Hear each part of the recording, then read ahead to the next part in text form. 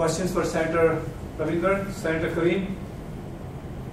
Senator, would this be more likely treated if you consult with a doctor about these prescription drug ads?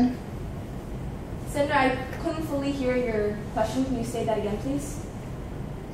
Senator, wouldn't diseases and medical conditions be more likely treated when you consult with a doctor than about the ads, rather than not have the ads and not consult with the doctor?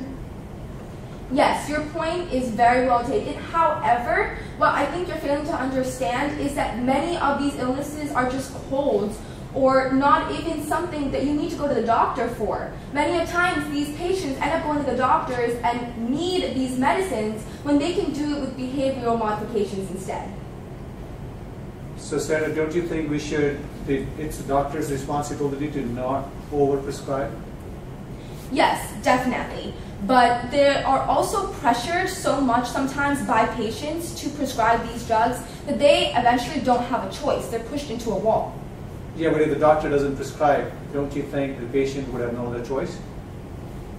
What do you mean no other choice? To go to another doctor? Well, he goes to the next doctor, he also doesn't prescribe, but he goes to the next doctor. He cannot keep going unless, I mean, he would know that no doctor would prescribe the medicine that he's asking for. Yes, that's very true. However, there's also the human paranoia, where there's something wrong with you. You want to know what it is and you want that drug. You want it and you think you need it.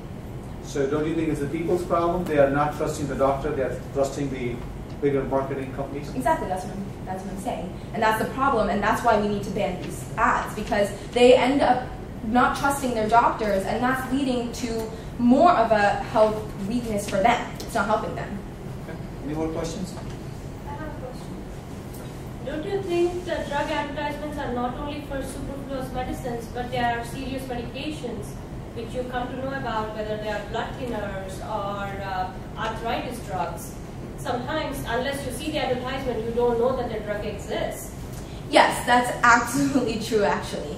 However, there's also a different point to that, is where when you feel the pain, especially I'm going to take your arthritis example, when you feel the pain in your knee or your finger bones or whatever, you end up going to the doctor eventually. Now, the doctor will prescribe these drugs. Yes, I understand that there are new drugs that will come up online or on TV, but you will eventually get those drugs, and there's not to say that the drugs advertised online are safe for you to use in every circumstance that you have.